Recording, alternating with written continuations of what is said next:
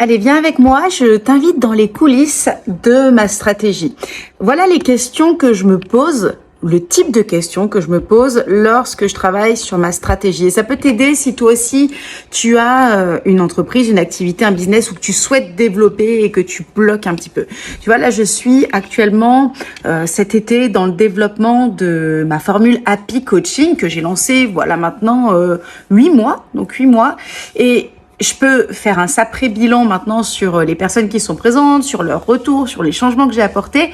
Et ça peut te donner une idée, quand toi tu bloques, de la réflexion que tu peux avoir sur ton propre produit, service. Donc les questions que je me pose déjà, c'est qui sont mes clients actuels? À quoi ressemblent les clients que j'ai déjà dans la formule Happy Coaching? Qui sont ces personnes? Tu remarqueras que chez tes clients ou chez les personnes qui sont intéressées par tes produits ou tes services, il y a toujours au fond quelque chose de commun, une ligne directrice. Moi, c'est ce que je regarde. Et ça, je le vois dans ma formule Happy Coaching où j'ai des personnes qui sont déjà très présentes et lancées depuis plusieurs années, en général, dans le développement personnel. Et il y a quelque chose aussi, c'est que ce sont des personnes qui me font confiance. Jusqu'à présent, les personnes qui sont rentrées dans Happy Coaching sont des personnes qui me connaissaient déjà avant. Donc, il y a certainement des leçons à tirer sur les personnes qui ne me connaissent pas encore. Ensuite, donc ça, là, tu vas te questionner sur le profil de tes clients. Qui sont ces clients? Comment sont-ils réceptifs à ton offre? Qu'est-ce qui fait qu'ils sont tes clients et depuis combien de temps? Ensuite, tu vas te poser la question des besoins et des problèmes auxquels tu apportes des solutions ou que tu contribues à résoudre totalement ou partiellement par ailleurs pour tes clients. Donc, quelles sont les réponses que tu offres? Moi, par exemple, sur Happy Coaching, je vais apporter des réponses aux personnes qui ont besoin d'élever leur niveau de mindset quotidien, de se mettre tous les jours dans une optique positive pour démarrer leur journée, pour l'achever, pour avoir dans des moments de down, pour pouvoir écouter, avoir l'énergie, et des personnes qui ont déjà un niveau de connaissance de soi relativement important pour avoir affaire à un mentor, à une coach qui apporte un niveau de réflexion aussi et d'outils suffisamment élevé. Donc, les principaux problèmes et besoins, moi, je vais avoir des personnes qui souhaitent, par exemple, passer un cap où c'est souvent, quand ils rentrent dans Happy Coaching, il y a une période compliquée et ça va les aider à dépasser, à traverser cette période-là. Donc, pose-toi la question, ok, quel est le problème auquel j'apporte une réponse ou les problèmes auxquels j'apporte une réponse. Ensuite, questionne-toi sur ton positionnement. Comment est-ce que tu te démarques? Qu'est-ce qui fait la différence entre ce que toi tu offres et ce que les autres offrent de similaire? Évite cette tendance qu'on peut tous avoir. Moi, c'est aussi la tendance que je peux avoir dans Happy Coaching à me dire de toute façon, il n'y a rien de similaire parce que c'est faux en fait. Et tes prospects, tes clients, ta cible est bombardée d'offres quotidiennement. Et même si ce que tu fais est unique à tes yeux, ça ne l'est pas forcément tant que les personnes ne sont pas encore convaincues. Donc, comment est-ce que tu te démarques? Moi, par exemple, dans Happy Coaching, je dois développer ça, mais ce qui fait que je me démarque, c'est ma personnalité atypique et ma manière de m'adresser sur les réseaux sociaux aux personnes, ma manière sensible, et les personnes, lorsqu'elles me connaissent dans la vraie vie, ont cette notion de sensibilité. Mais ce qui me démarque des autres offres, c'est le fait que je les embarque dans ma vie quotidiennement, jour après jour. Maintenant, il y a quelque chose qui doit encore être développé auprès de ce message. C'est pas du positionnement, c'est au niveau de la clarté de mon message. Et la question que tu peux te poser, c'est quelle est ta proposition de valeur unique? Ça nécessite un petit peu de réflexion pour le mettre en mots, mais aussi, au-delà de le mettre en mots, moi, ce que j'ai remarqué, c'est pour l'intérioriser. Quand toi, tu es complètement convaincu de ton positionnement et ta valeur unique, tu n'as plus de doute pour en parler et pour le véhiculer. Tant que toi, t'es pas au clair, aligné parfaitement avec ce que tu offres, ça a beau avoir plein de valeurs, le message est comme faux, il y a quelque chose qui ne passe pas. Ensuite, pose-toi la question du contenu et du format. Comment est-ce que tu choisis les produits, les services que tu offres? Sur quelle base est-ce que tu choisis ce format et ces produits? Par exemple, moi, dans mes coachings quotidiens, dans mes séances quotidiennes, comment est-ce que je vais choisir mes thèmes, par quel biais, qu'est-ce qui rend la chose intéressante ou justement où sont les limites.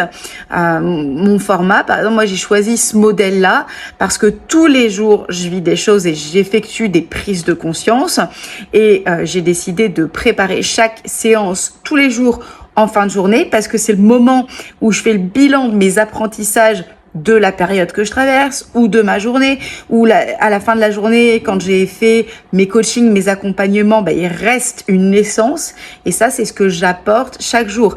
Comment je choisis ce format? Moi c'est un format plus intuitif, mais comment est-ce que tu es capable de le mettre en mots pour l'exprimer et en concept? Ensuite il y a ton prix, ce qu'on appelle le pricing. Comment est-ce que tu détermines ton prix?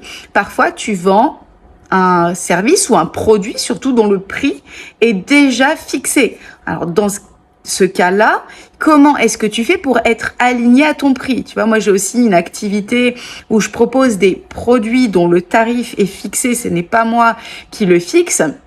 Ce qui peut être parfois difficile pour moi, c'est de m'aligner au prix tant que j'ai pas compris l'exactitude et la raison pour laquelle c'est ce prix-là et pas un prix plus bas, par exemple. Et quand c'est un prix élevé, tu as besoin de t'aligner de la même manière pour véhiculer ce juste prix. Quand c'est toi qui proposes des services, tes services, qu'est-ce qui fait que tu estimes que ce prix est le juste prix? Alors, quand on travaille avec un côté assez intuitif comme moi, c'est un alignement, mais pour que cet alignement soit parfait, il faut vraiment qu'il soit parfait à l'intérieur de toi et il faut que tu sois aussi dans cet alignement parfait quand tu l'expliques, quand tu en parles, quand tu le véhicules. Non pas que je sois amenée à justifier, par exemple, mon tarif de 55 € par mois pour la formule Happy Coaching, mais quand je parle de la valeur que j'apporte, il faut que je sois complètement alignée pour expliquer que oui, 55 € pour des leçons de vie quotidiennes, des leçons, des outils de coaching, d'accompagnement quotidien et la présence auprès d'une communauté de façon absolument quotidienne, comment je peux le justifier? D'ailleurs, ça peut être intéressant de te demander est-ce que tu as déjà testé d'autres prix pour voir ce qui fonctionne le mieux, parce que figure-toi que parfois, tu peux fixer un prix que tu estimes très très abordable, tu vas augmenter ton tarif et c'est complètement aberrant dans ton esprit, mais c'est comme ça parfois que ça fonctionne. Et là, les gens vont venir parce qu'il va y avoir cet effet psychologique où on se dit que tu apportes plus de valeur parce que le prix est plus élevé. Donc, positionne-toi entre ce prix, l'alignement et la justification pour toi de ton prix, mais aussi est-ce que tu peux utiliser des offres promotionnelles, des essais gratuits qui font que tu peux avoir peut-être un tarif plus élevé, mais que tu peux le rendre abordable en donnant le sentiment aux personnes qui sont intéressées, à la fois qu'elles font une bonne affaire, mais de véhiculer ce message d'une façon qui soit juste pour toi et juste pour tes clients. Ensuite, questionne-toi sur tes stratégies de marketing. Quels sont les canaux de marketing que tu utilises? Comment est-ce que tu fais connaître les réseaux sociaux? Est-ce que ce sont des emails? Est-ce que tu utilises de la publicité payante?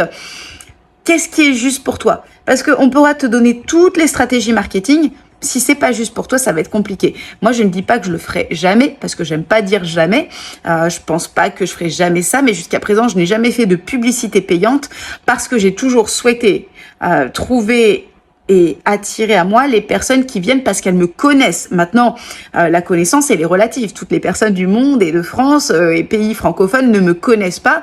Donc, jusqu'à présent, je l'ai pas fait, mais ça pourrait être intéressant un jour d'utiliser de la publicité payante. Quels sont tes canaux de marketing et comment est-ce que tu fais pour identifier les bons canaux en termes de conversion? Si tu te rends compte que tous les jours, tu passes sur les réseaux sociaux, mais que ça ne convertit pas, je vais me poser des questions, ou tu vas te poser des questions. Par exemple, moi, pour Happy Coaching, j'ai beaucoup communiqué sur mes stories. Le taux de conversion a été quasiment de 0, alors que pour les personnes auxquelles j'ai offert des masterclass, des webinaires, où il y a eu une vraie interaction directe, le taux de conversion a été beaucoup plus important. Donc ça veut dire que je dois tirer des conclusions, soit parce que mes stories sont pas pertinentes, soit parce qu'en fait les gens vont être beaucoup plus captés par mon énergie en direct lorsque j'interagis avec elles. Donc Pose-toi cette question d'acquisition et de rétention de clients. Quelle est ta stratégie d'acquisition de clients? Qu'est-ce qui marche pour toi? Qu'est-ce que tu n'as pas encore utilisé aussi? Et comment tu fais pour convertir les gens que tu attires en leads payants, cette fois-ci en abonnés payants ou en clients si tu as des produits. Et puis, c'est bien d'attirer, mais c'est encore mieux de fidéliser. Donc, regarde ton taux de fidélisation. Moi, ce que je vois dans Happy Coaching, c'est que depuis 8 mois, sur les personnes qui sont rentrées, je n'ai eu qu'une seule personne qui a arrêté l'abonnement à Happy Coaching parce que cette personne m'a envoyé un message d'ailleurs adorable en me disant je te remercie pour tout, mais je n'arrive pas m'y mettre. C'est quelqu'un qui ne s'est jamais vraiment mis et dans la formule. Donc pour moi, il y a quelque chose d'intéressant. Ça veut dire que j'ai besoin de rendre plus attractive la formule d'entrée. Par contre, il y a quelque chose, c'est que les gens restent dans la formule parce qu'ils y trouvent du contenu et que régulièrement, je viens m'enquérir de ce qui se passe et j'ai des feedbacks de mes clients qui me disent qu'ils y trouvent de la valeur quotidiennement au bout de tant de mois. Donc, ça veut dire que derrière, je vais avoir des informations sur ma capacité de rétention, de fidélisation de mes clients.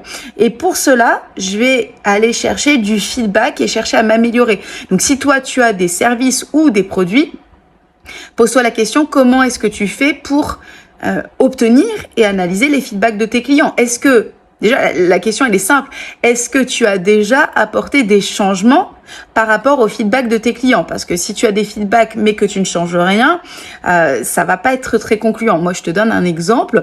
En fait, les feedbacks que j'ai eus sont des feedbacks qui m'ont amené à simplifier beaucoup plus la formule que ce qui existait déjà.